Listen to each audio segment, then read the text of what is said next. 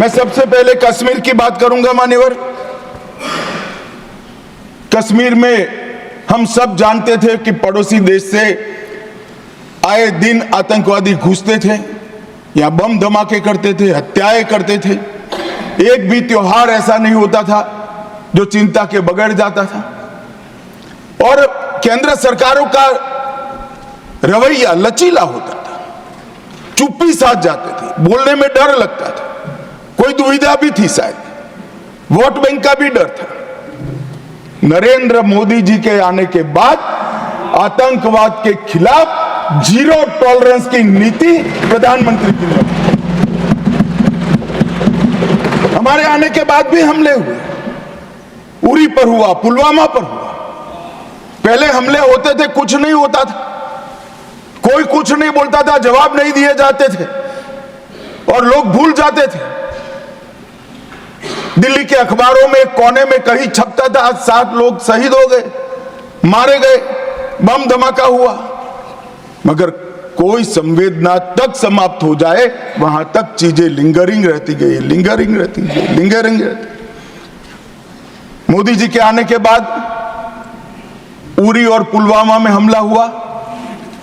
10 ही दिन में पाकिस्तान के घर में घुसकर सर्जिकल स्ट्राइक और एयर स्ट्राइक कर जवाब दिया।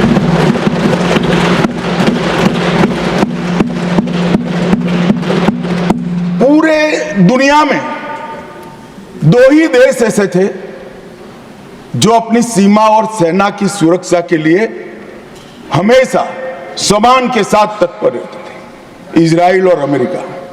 वो 2 देशों की सूची में मेरे महान भारत का नाम जोड़ने का काम नरेंद्र मोदी, और वहीं से शुरू हुई आतंकवाद के खिलाफ जीरो टॉलरेंस की नीति। और यहां पर लोकतंत्र की दुहाई देते हैं उनके शासन में मान्यवर। पूरे कश्मीर में लोकतंत्र के नाम पर 90 विधायक और 6 सांसद हुआ करते थे। इतने बड़े कश्मीर में जनप्रतिनिधि, 90 विधायक और 6 सांसद। अब 34,262 जनप्रतिनिधि चुने हुए कश्मीर में हैं। ग्राम पंचायत भी है, तहसील पंचायत भी है, जिला पंचायत भी है, म्युनिसिपैलिटी है, म्युनिसिपल कॉर्पोरेशन भी है, विधानसभा भी है और संसद सदस्य भी है। 370 की आड़ में इसको बंद कर रखा। चिट्ठियों से जनप्रतिनिधि बनते थे, अब चुन कर आते हैं मान्यवर। और ब्लॉक विकास परिषद के चुनाव में 98.3% मतदान हुआ। अभी अभी लोकसभा का चुनाव हुआ 2024 में, एक भी गोली नहीं चली। गोली छोड़ो साहब, बूथ के रैगिंग की एक भी फरियाद भी नहीं हुई है पूरे जम्मू कश्मीर।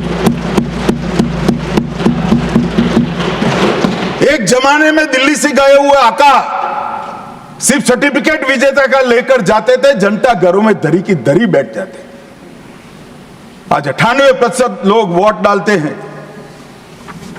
और एक भी बूथ के रैगिंग की फरियाद भी नहीं होती है, गोली भी नहीं चलती है, धमाका भी नहीं।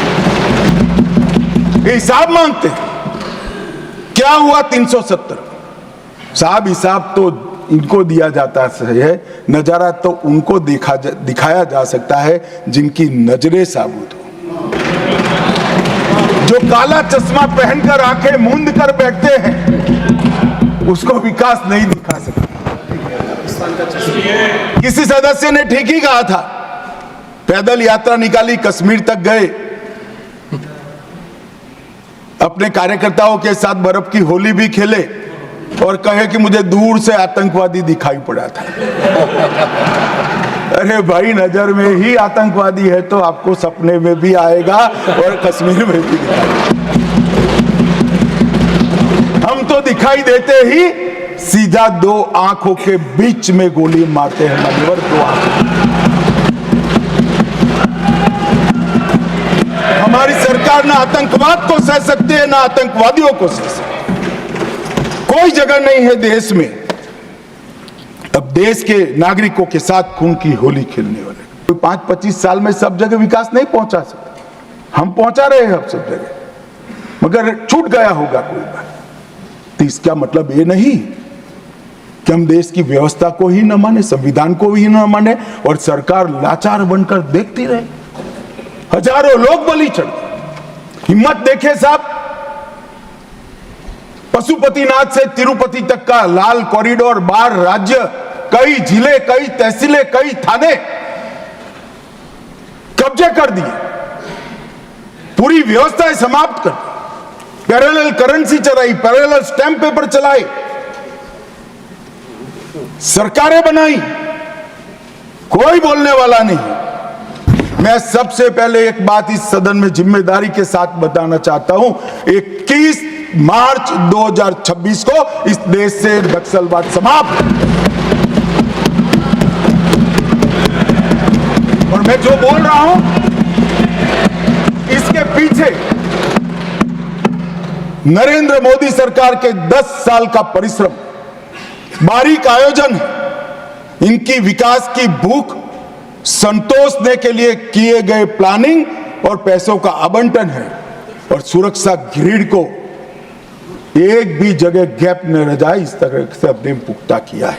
हमने अनलॉफुल एसोसिएशन घोषित की कर, और मैं आज गर्व के साथ कह रहा हूं 19 से 24 के बीच में हुर्रियत के सबसे सीरियस टाइप के 14 ऑर्गेनाइजेशन आज 14 के 14 बैन कर दिए गए। मान्यवर, हुर्रियत का अस्तित्व, जिस हुर्रियत के साथ एक जमाने में बातचीत करते थे, पाकिस्तान के बातचीत करने के लिए मीडिएटर बनाया था, आतंकवादी संगठनों से बातचीत करने के लिए, वो हुर्रियत को हमने समाप्त कर दिया, जमीन के अंदर गाड़ने।